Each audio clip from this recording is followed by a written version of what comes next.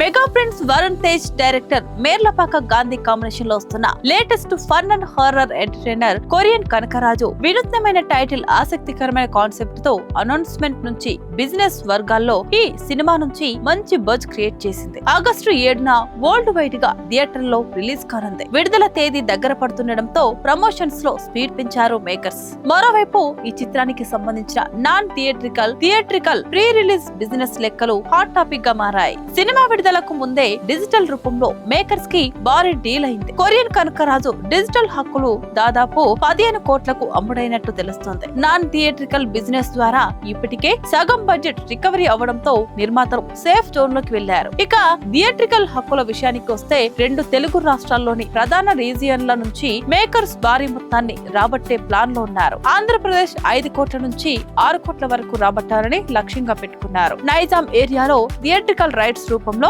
4 కోట్ల వరకు ఆశిస్తున్నారు. సీడెడ్ రీజియన్ నుంచి 1.5 కోట్ల వరకు బిజినెస్ చేసే ప్రయత్నంలో ఉన్నారు. అంటే తెలుగు రాష్ట్రాల థియేట్రికల్ బిజినెస్ రూపంలో దాదాపు 10.5 కోట్ల నుంచి 11.5 కోట్ల వరకు రాబట్టాలని మేకర్స్ భావిస్తున్నారు. మరి వరుణ్ తేజ్ గత చిత్రాల తాలూకు ఫలితాల దృష్ట్యా మేకర్స్ అడుగుతున్న రేట్ డిస్ట్రిబ్యూటర్స్ కొనుగోలు చేస్తారా లేదా అనేది చూడాలి.